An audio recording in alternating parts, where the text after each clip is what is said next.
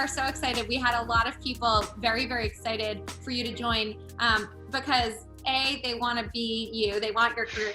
B, they love your products. I mean, you are the president and CEO at Blue Apron. You're on the board of Ralph Lauren. Like, you represent some really cool companies. So thank you for joining. I don't have a bad time. I can say that. Awesome. Okay, so for everyone who doesn't know, Linda is the president and CEO of Blue Apron. She has been COO of Etsy. She's been COO of Evernote. She was the director at Alibaba. She's on the board of Dress for Success, Ralph Lauren, and so on. But before all of that, she was a college student. So Linda, can you talk a little bit about what it was like to be, like what kind of college student were you? What were you like, et cetera? And then we'll go into the rest of the questions. I don't know how typical or atypical I was. So I went to undergraduate Elon College, which is now Elon University, graduate school at UNC Chapel Hill. A couple of years, I graduated and worked for a couple of years and then went back to school. Honestly, I was a very interesting college student because I honestly was not a great student in high school. So I was not the world's best student. I went to a very, very rural school. I had incredibly supportive and intelligent parents, but I didn't love schoolwork at the time. So when I got to college is when I really came into my own. Like, I was never dumb, but I just wasn't terribly into the structure of school. But when I got to college, frankly, something in me just turned on, and I really, really got passionate about learning and engaging. I had great professors. I had relatively small classes, which was perfect for me. And it just clicked. And so I wound up, and I've also always been a little bit of a workaholic. So I wound up graduating from college with 2 majors and a minor in 3.5 years and holding 3 jobs at the same time. Because I went to summer school, I went year round. I just loved it. I was just soaking everything up. So college kind of transformed me in that I went from being, from a student perspective, fairly mediocre to actually being Dean's List sort of level, because I just got turned on by the knowledge. And frankly, it was so much of the cross-functional knowledge that I really loved.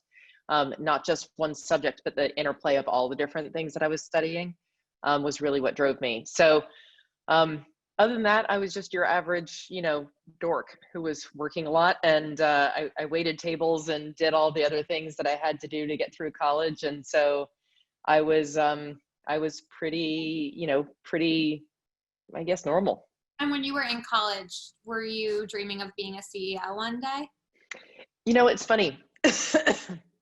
I was, but I didn't really think about how to get there.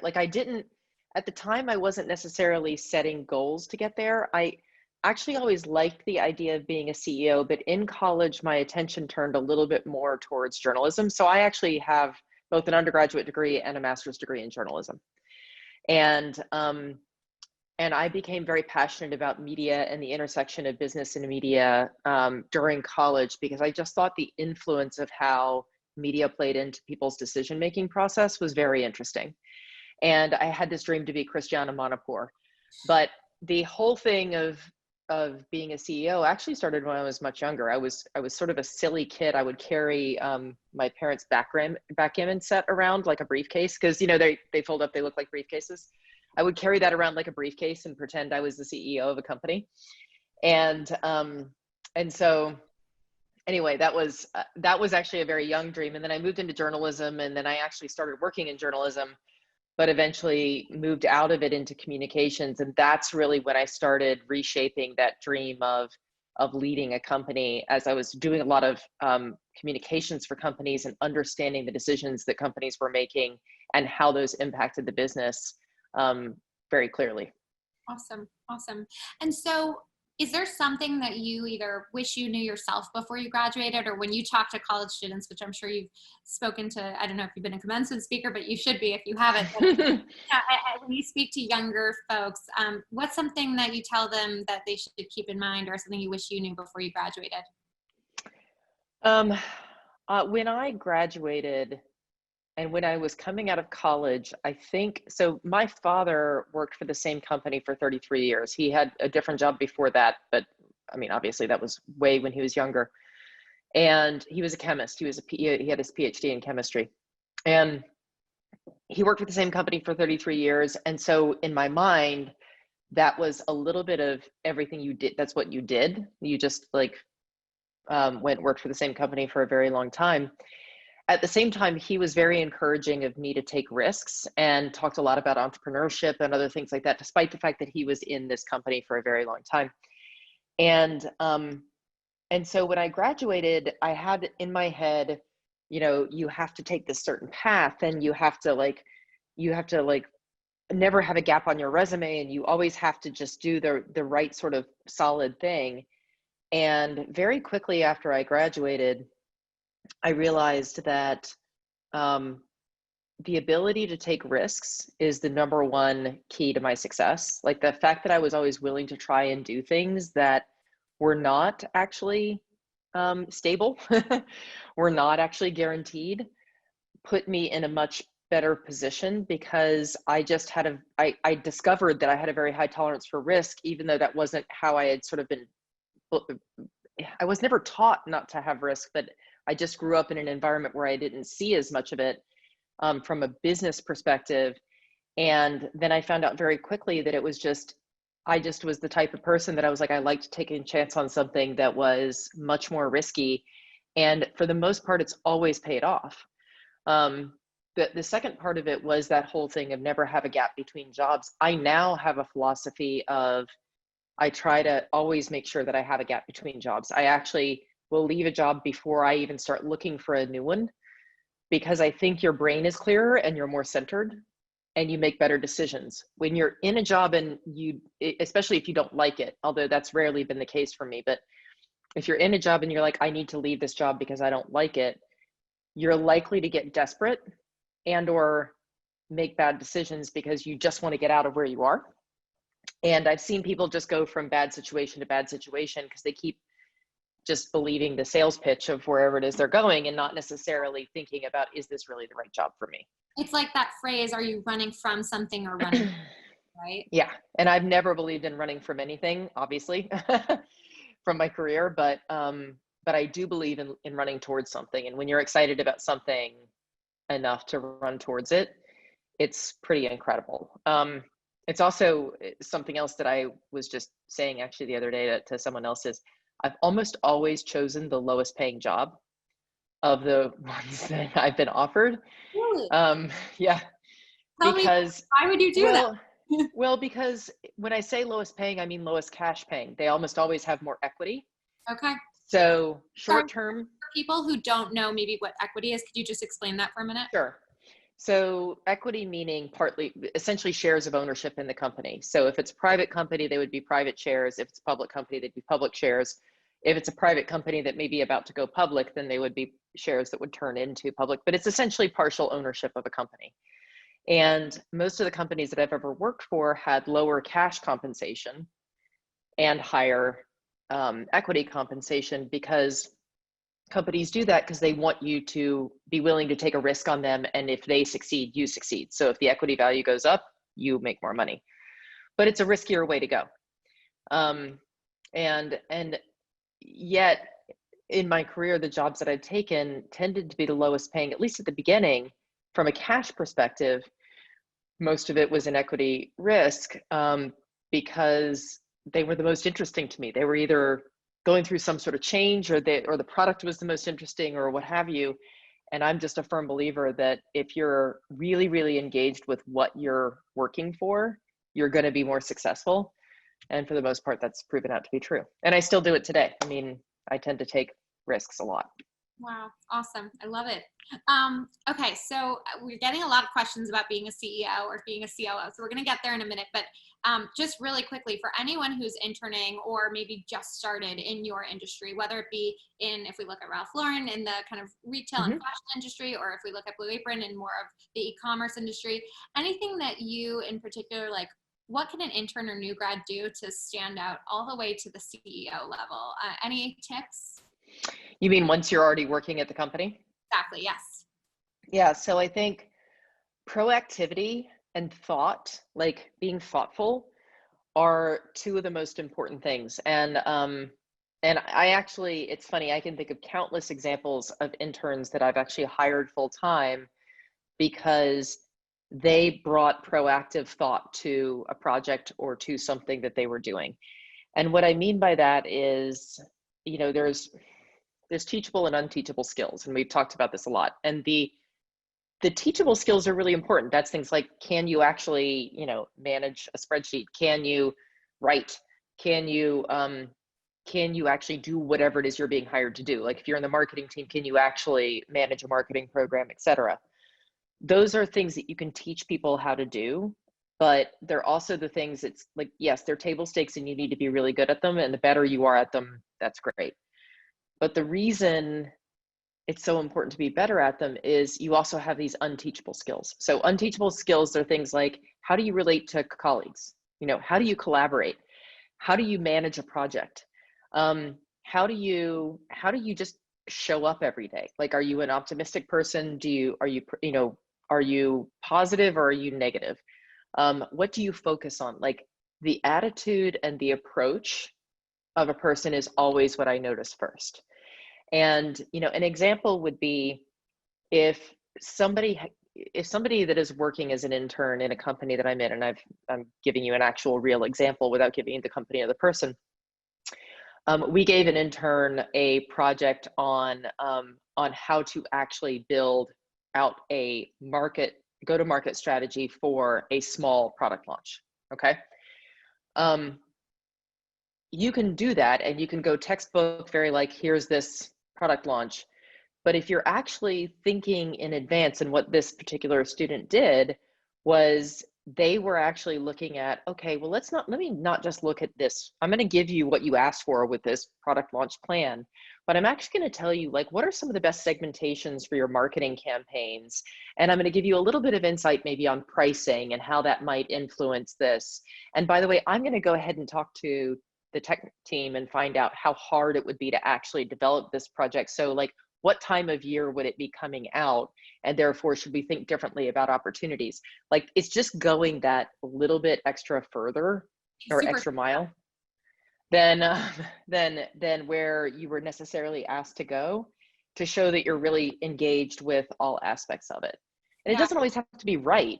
It's just more of, are you willing to push that thinking? Awesome. Yeah, it sounds like just being really thorough. Yeah. So I'm curious. Let's fast forward a little bit.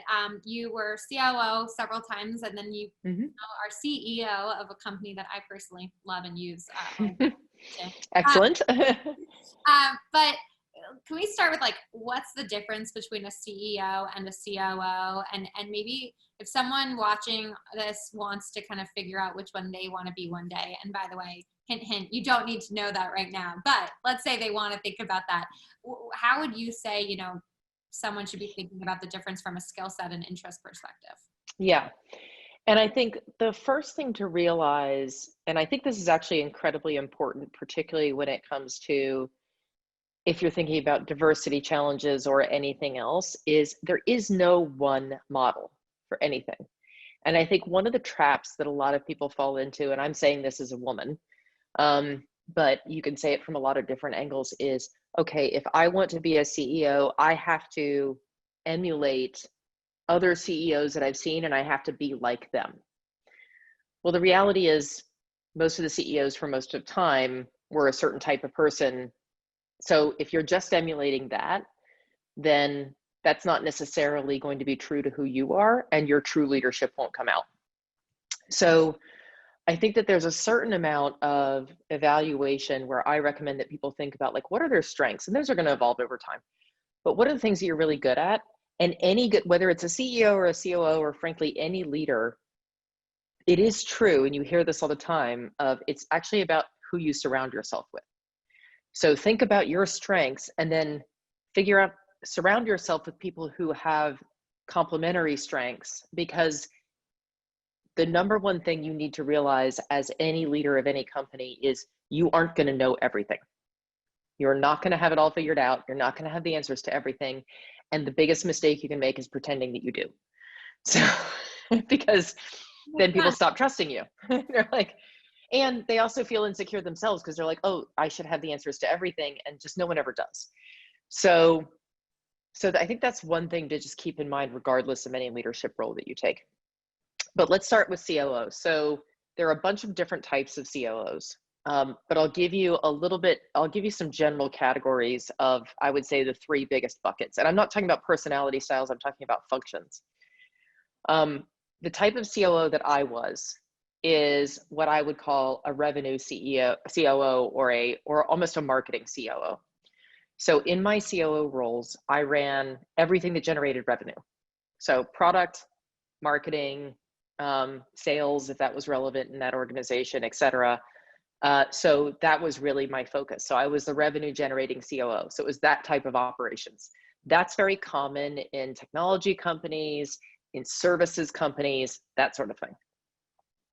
Another type of COO is what's more called like a back-end operations COO. So you're running accounting, finance, HR, like the systems that make businesses run, that type of operations. And then the final type is what I consider now the business that I'm in at this point, which is a COO, which is actually running physical operations, manufacturing. That's sort of, those are the three big buckets of skill sets. So my type of COO, what I did was really more of the sales, marketing, revenue generating, product skills profile. You're really coming up with a strategy of like you need to know what type of product you want to build for what type of customer and how you can scale that. That's really your main function. Again, the back-end person is more of a systems person. That's somebody who really understands how to keep an enterprise running really well. And then the physical operations piece, which I think is just fascinating for anyone who's interested in it, is, literally you are trying to figure out the most efficient, highest quality way to get things made. And in my world, not just made, but made safely. It's food. So, there's all sorts of regulations around it and everything else as far as environmental. So those are sort of the different types of COOs. COOs in general, you can either be somebody who wants to be a COO, and that's actually your goal. COO is also commonly a path to get to CEO. And it's good to think through, and again, to your point, you don't have to know immediately. But the reason COO is often a path to CEO is because a big part of a COO's job is to understand the entire business and how it works. Even if you're not controlling that part of the business, you need to understand how all aspects work in order to do your job. So that's part of the reason that it's a common path.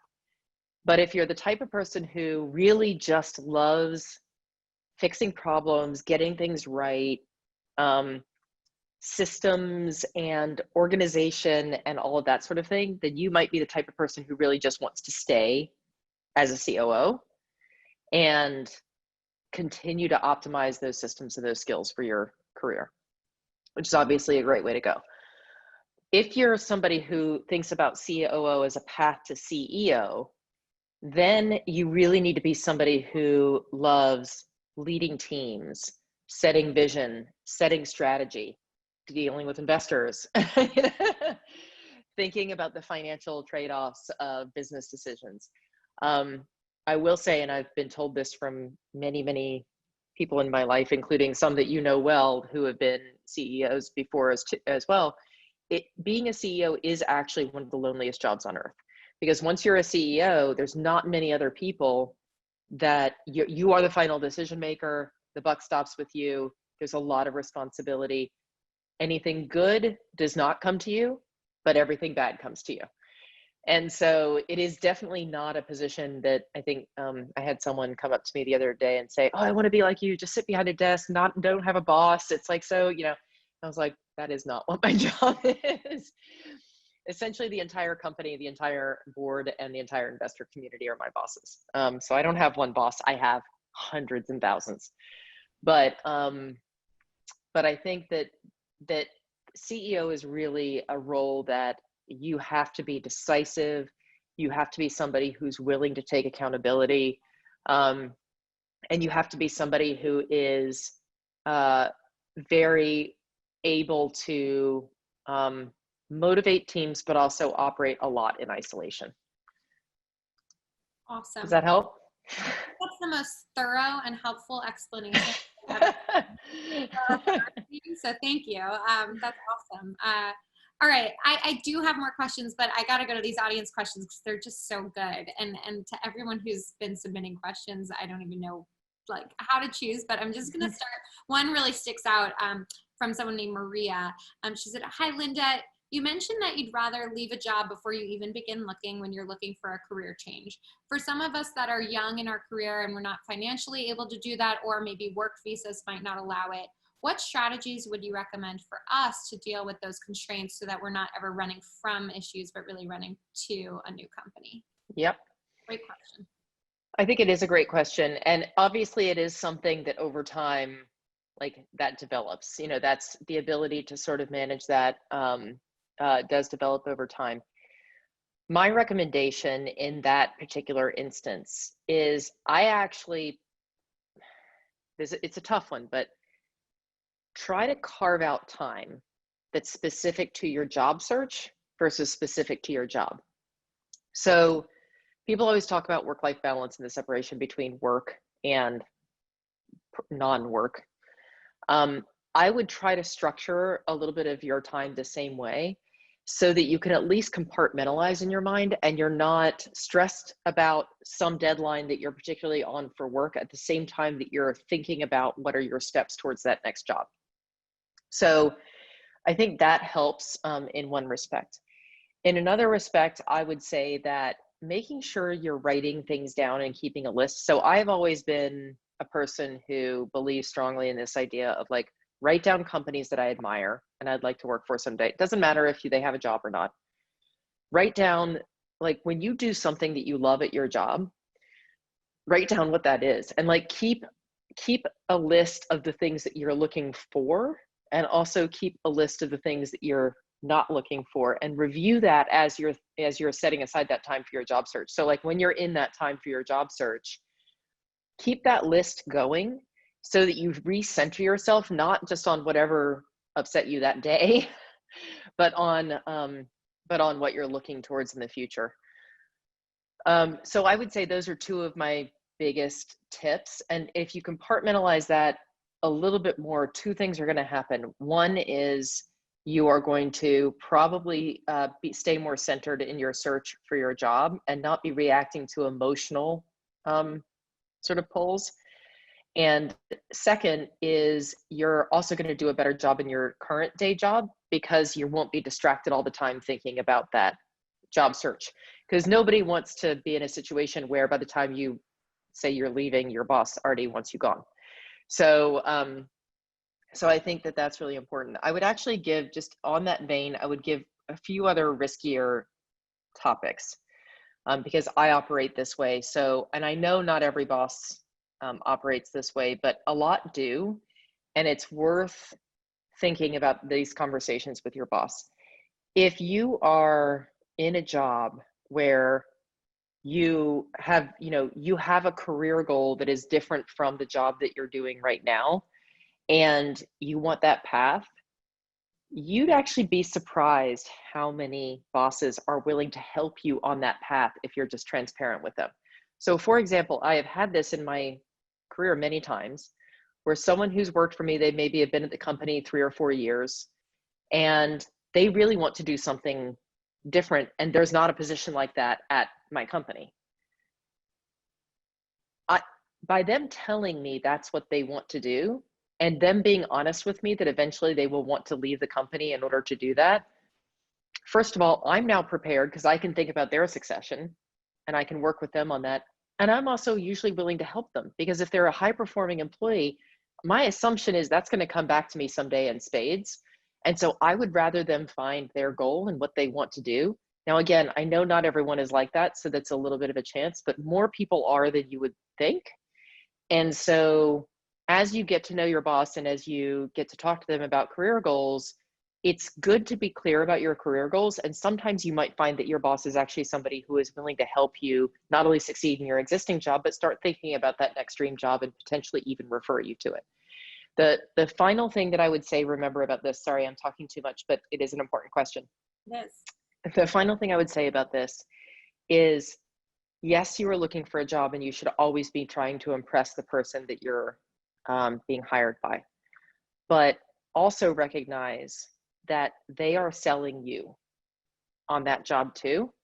And sometimes you need to remember that, because in order to sell you, they may promise things that aren't necessarily going to be true. So, for example, and one of the most common ones that you'll see in almost any job, if someone's really trying to sell you on a job, they'll often say things like, oh, you're going to be able to come in and you're going to be able to build an entire team. 90% of the time when someone says that to you, you come in and then 2 months later, you find out, oh, they never had the budget and they were just hoping that you'd be able to build a team. But in fact, you're going to be a one-person show for some indefinite amount of time. So do keep just a little bit of groundedness and understand that while everything sounds great, they're going to tell you the company's great, the culture's great, everything's perfect about it. No company is perfect. No culture is perfect. It's just the way the world is. Understand a little bit about what you're being sold on and keep that in mind when you're making an evaluation, particularly between two jobs. It's part of the reason that I've wound up always taking the lower paying job, because I saw very clear paths to my opportunity there. But I wasn't being sold a bill of goods. You know, sometimes the highest paying jobs are the highest paying because they have to pay people a lot of money to do those jobs. They're really hard.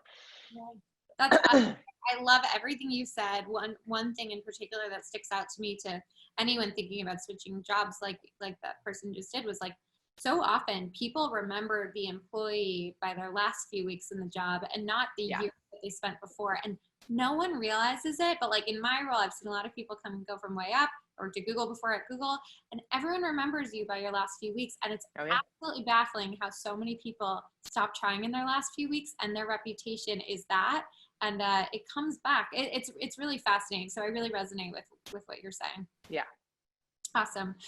Okay. So we have a few questions about like what students can do and recent grads can do right now to prepare for their future CEO job. So one, for example, Maddie, who's an intern at T-Mobile, just wants to know if you could go back and change any aspect of your education, would you have taken a different approach, or maybe there's a class that you wish had been taught or that you had taken?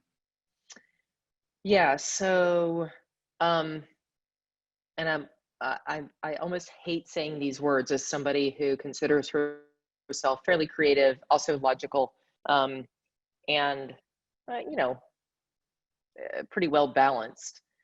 But no matter what you are doing as a career, if you are in business, having a core knowledge of finance and of analytics will go miles for you. The reason I say that, so a thing that I would change, I mean, I obviously took a lot of finance courses and I took a lot of other courses. Oddly, journalism is a very interesting degree to have, both undergraduate and graduate, because in order to be a journalist, you have to understand finance, because you have to be able to interpret the numbers that you're getting told from a company. You have to understand a certain amount of law because there's freedom of speech, there's other aspects there. You have to understand a little bit about everything because you are writing about everything. So I took a lot of those courses, but I will say the thing that I think, and I still do a lot of like personal study on this today, is if you understand finance and you understand analytics, then you understand the levers that drive the business. So let's just say, for example, that you are a product person and you want to build products, whether they're technology products or physical products, it really doesn't matter. One of the things you need to know when you're thinking about building products is how many people are going to want this, how are they going to use it, you know, how much are they willing to pay for it? Those are all the types of questions you need to answer, and you can't answer those without understanding analytics and behavior of users. So I would say, if there was anything I could change about my own education, if there's any piece of advice I would give anybody who's entering the workforce, is particularly if you're one of those people that just hates numbers and hates finance and hates analytics, find a way to take a course that engages you in it. Because once you start to get the logic of it, then it can unlock the creative part of your brain, and you have so much of a deeper foundation in how to do it. It doesn't mean you need to have a finance degree. It doesn't mean you need to necessarily go there, but it's just going to be, it makes everything else you do so much easier because you can interpret all the data that gives you the foundation for what you want to do as a career. I have to say, hearing you say that, analytics I had a grasp on, but finance I did not graduate, haven't taken nearly enough finance classes, so I totally wish I had. You know, the class that I'm glad I took in college was Photoshop and design. Yeah.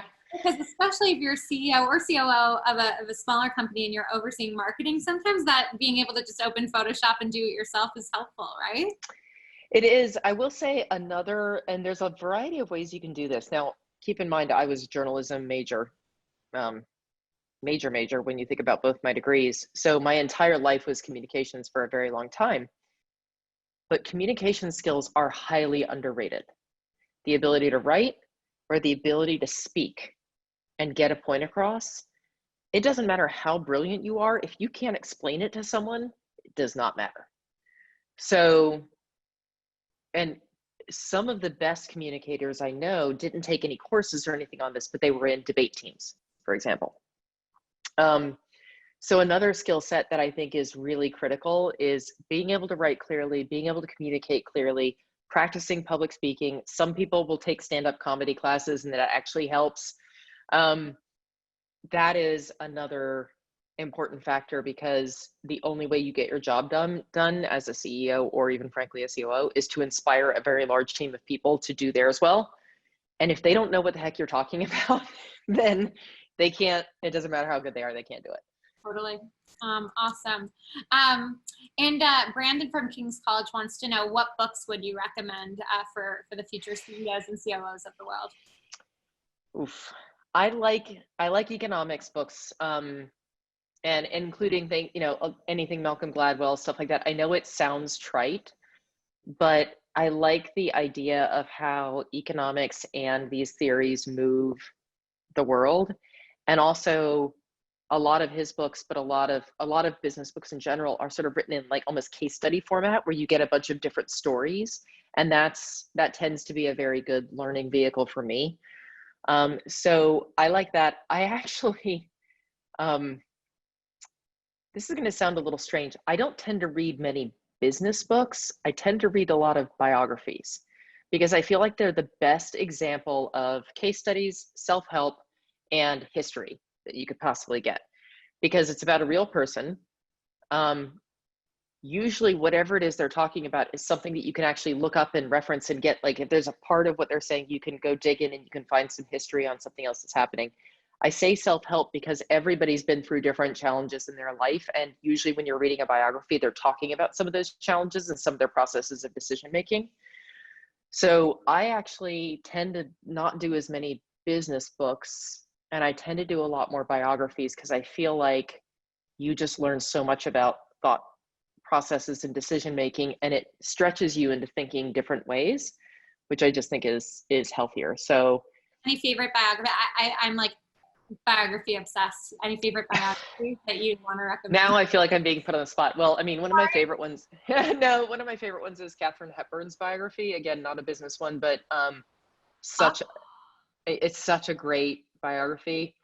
I do think reading about Steve Jobs, not because you should always emulate Steve Jobs, but because I actually think there were a lot of things that made him quite difficult, but it does give you a lot of insight into different thought patterns and that sort of thing. Of course, now, because I'm on the spot, I'm forgetting all of my favorites. I'll remember all of them after and send them to you.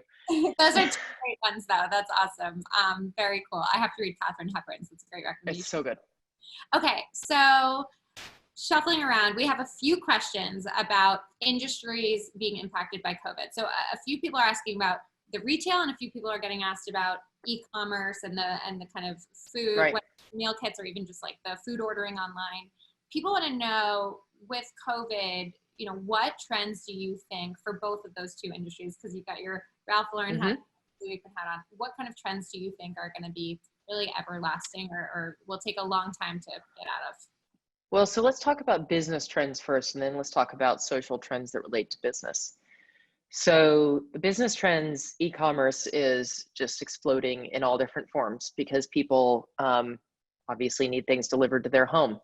And even as things open up, people are just nervous and they're scared. So they want as much coming to their home as possible. Unfortunately, not the best for the environment, with packaging and everything else that comes through when you get it in that volume. because what is happening right now is people are buying everything online. So, and yes, you could always do this on Amazon, or I shouldn't say always, you could do this on Amazon the last 10 years anyway, but buying things like paper towels and toilet paper to be shipped to you in a large cardboard box is not the most efficient use of natural resources. But so people are going for everything right now, whereas I'm a bit more of a believer in getting value add out of e-commerce, and frankly true of a lot of the companies that I've worked with. So so e-commerce is definitely here to stay, but I do think you're going to see, as this eases up, a significant backlash from an environmental standpoint on over packaging things. So, and I think people will probably, they're going to buy a lot more necessities online ongoing than they used to before, but I think in a little bit more of a thoughtful way. So I think that that's one opportunity.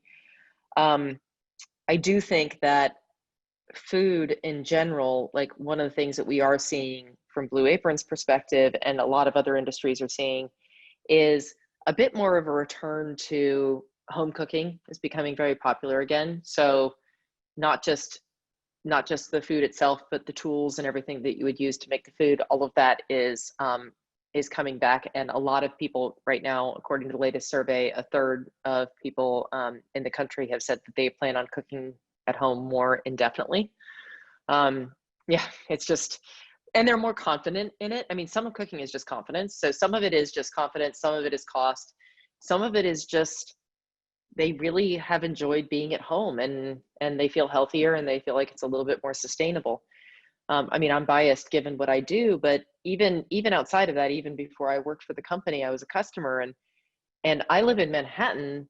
Well, most of the time, I'm not here right now, but I live in Manhattan where I can get anything delivered to me in 5 minutes, but you pay these exorbitant delivery fees, and it's like partially warm by the time it gets to you and a little gloppy, and sushi never really works well in delivery. So it's like, there's just a quality factor that when you cook something directly that you get that you can't get really any other way. And frankly, it costs less. I mean, I'm a big, I have an addiction to Chipotle, frankly. I shouldn't, but I do. But like $22 for a burrito bowl delivered just seems ridiculous. So it's like, come on. So I think those are definitely here to stay. I do think when it comes to, like, obviously Ralph Lauren, and you look at fashion, e-commerce is huge. But there is a bit of a return to things that are a bit more classic, a bit more timeless, and a bit more comfortable, frankly. I think people are getting tired of just athleisure wear all the time, but there's also a line of, like, how far do you want to go down that road? But again, clothing in general is suffering right now, but lifestyle is not, and home and how you create your environment, that area is very, very popular right now, and something that people are really driving into. But this brings me into a few of the social trends that I think are really interesting. You're seeing people reconsider what's important to them. So some of the people who are saying they're going to cook at home more are saying they're doing that because they forgot how nice it was to spend time with their family. Right. And they want to spend more time with their family when this is done. They don't want to all be running to 16 different appointments and running around. There is a little bit of a back to basics, and a desire to know where things came from. So whether it's food or whether it's clothing, like wanting to know the impact it had on its creation is something that's really important. The other industry that I do think is going to get very interesting is, frankly, travel, transportation, and even commuting. I'm lumping those all in together because you are seeing people who are reconsidering the way that they want to work. And I don't think that we're ever going to see a complete dissolution of offices and people wanting to be together, because I think human beings crave togetherness and community. And it's very difficult to maintain a culture without that. But I do think that there are ways that you can make it more possible for more remote working, which is going to change how people live and where they live. And I think that that's going to change people's homes too, because if you are going to be working from home more, then where you are physically sitting when you're working from home is important. Yeah, awesome. I definitely have to say I travel a lot for work, and I don't know if you travel a lot for work, but now not having to travel all the time has been really nice. To your point, to just be able to spend my dinner with my fiance and my dog and stuff like that. It's sort of fascinating. Like I've always been a big travel person, and I've always worked in global jobs. Blue Apron is the first job I've ever had that was not international. And my travel schedule had already, I mean, just working for a US only company, I was traveling less, although still traveling a lot. But like Alibaba was probably my height. When I was at Alibaba, I was traveling 85% of the time. So I was never home. Like I used to joke that I didn't like, I lived in Hong Kong at the time, but I joked that I didn't live in Hong Kong. I lived on a plane, which was practically true. But, and then Evernote, I traveled about 65% of the time, and Etsy, I traveled about 55% of the time. And so I've always traveled a ton, and I only have one thing on my bucket list, and that's to go to every country on earth. So, you know, that was always fine with me that I traveled that much. But I'm actually finding it quite refreshing to be home. Yeah, So my dog loves it. He someone doesn't know what to do with himself. I hear you on that. And someone asked, how many countries have you been to? 72. Wow. Wow, you beat me. I think I'm at 38. I'm not close to Yeah. that, though. It's not enough in my book. I have a friend who's been to like 135, I think. Wow. So, That's awesome. yeah. Okay, so we've got so many good questions. I guess one that I think is interesting, we've got a lot of tech students on. So Ya, who's a student at UNC Charlotte, wants to know, in the meal kit industry in general, or e-commerce industry, what are some of the most technologically complex challenges that you have to face? First of all, yay, North Carolina. That's where I'm from. So whew, I'm going to go with e-commerce in general because it's a little bit easier.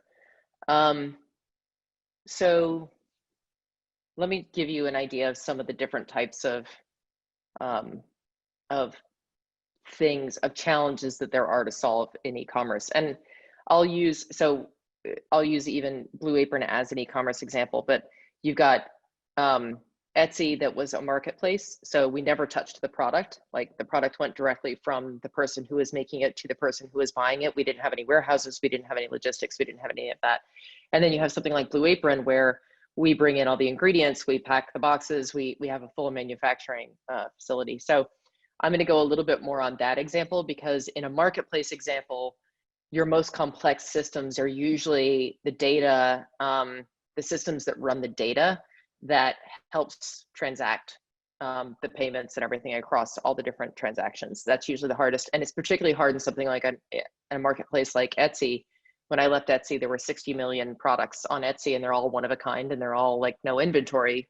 So there's no SKUs, so it's all unstructured data and user generated data, and it's constantly being refreshed on the site. So the most complex system there was, how do you actually run the search technology that helps you figure out how to find, you know, the teddy bear wearing a, you know, captain's uniform or something, if you happen to know that's what you're looking for. So any of the machine learning pieces in a marketplace are usually the most complex. And then I would say the next most complex are the payment systems that process payments. On like the Blue Apron side, you have, or any other manufacturer or person that has a physical fulfillment. So even something like Rent the Runway or something where they actually have fulfillment centers where they're moving clothing around. The systems that actually manage the inventory and the back end of how things get found are usually some of the most complex. So for example, with us, you know, we have on our 2-person menu, we have 12 recipes, or sorry, 13 recipes now per week. And some of those ingredients overlap and some of them don't. You've got to figure out when the inventory comes in. There's traceability. There's all sorts of other things around that. So the inventory and what's often called WMS, warehouse management systems, tend to be some of the most complex, but they're very back end. But they're fascinating because they really make the entire system run. Front-end e-commerce systems tend to be a little simpler from a core standpoint, especially now because so many of them you could just sign up for. You can sign up for Shopify, or you can sign up for some other way to run the engine. If you're building it yourself, then it's definitely complex. But but it's really that back end, like how do you manage inventory? How do you manage warehouse? How do you manage search and machine learning? Those are the most complex systems. Awesome. Awesome.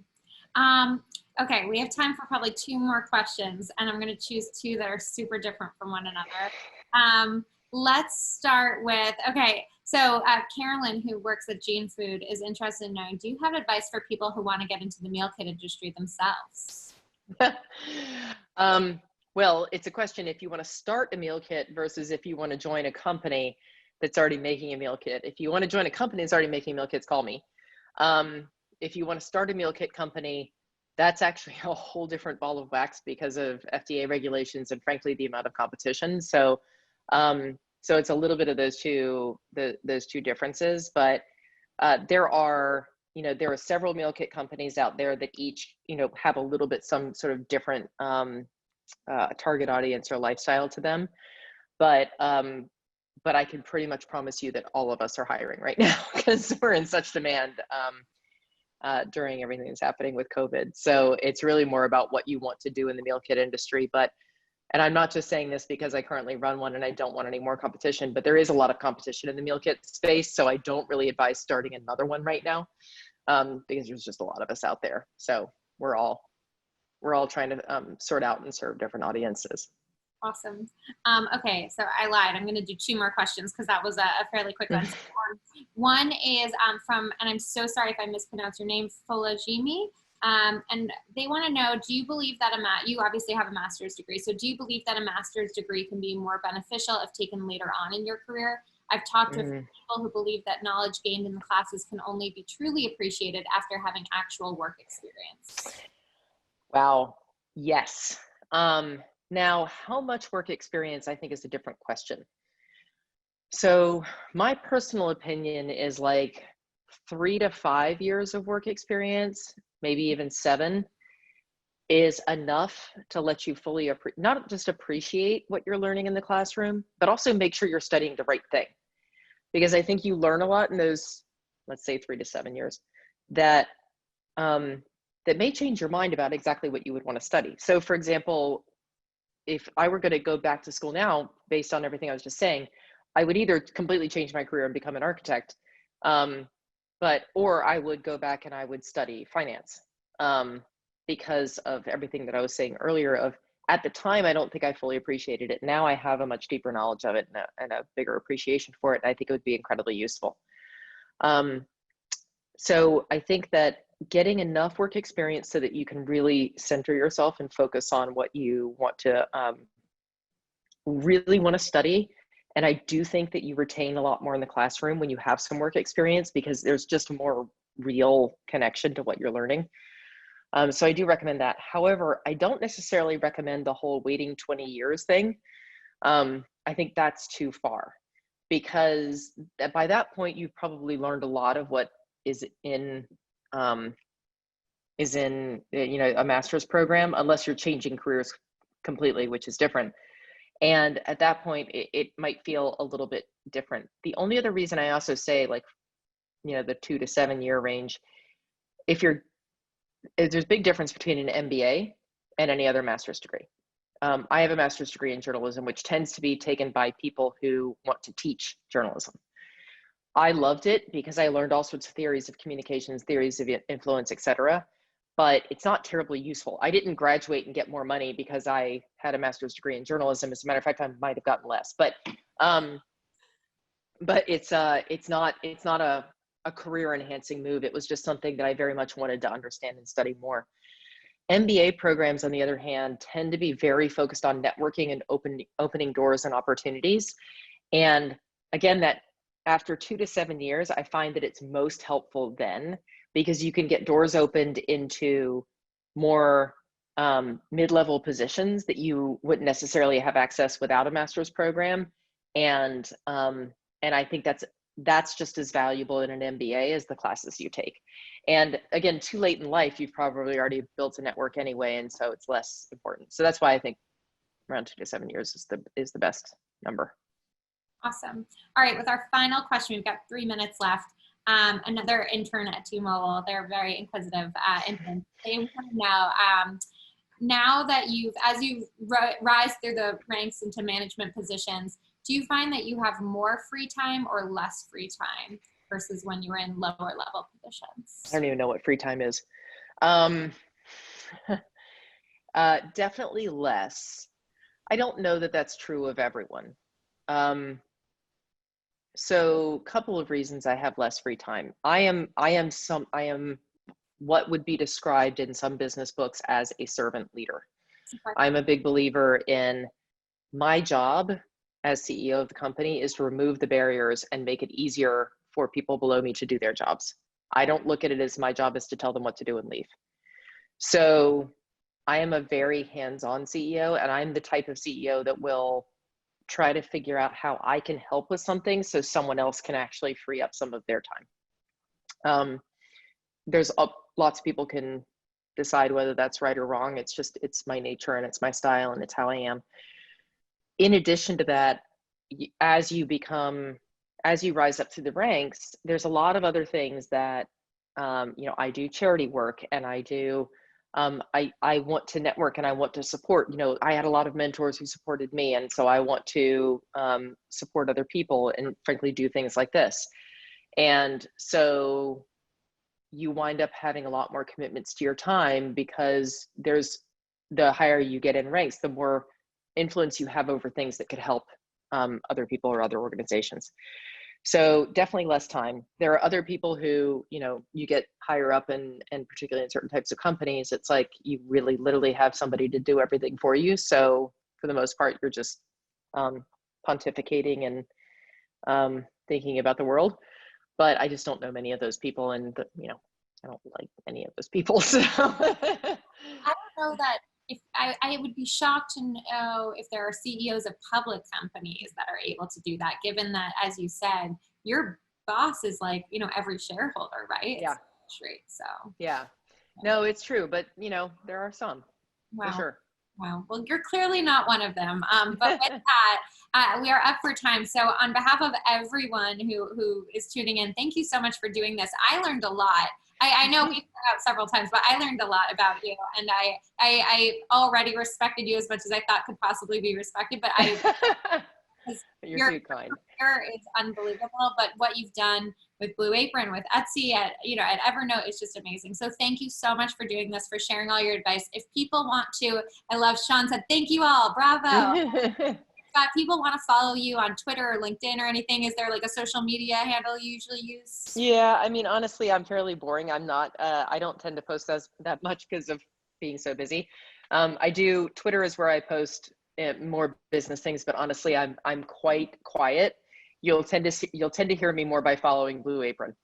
So everyone should follow Blue Apron on Twitter. If you haven't, this is not Linda telling me to say this. If you haven't tried out Blue Apron, you should try it out, especially if you're as bad in the kitchen as I am. It actually is talented. But again, thank you so much, Linda, for joining, and for everyone who's watching, thank you so much for tuning in this summer. I'm so sad to say that this is the last one, but I've enjoyed every minute of all of these. So thank you all so much.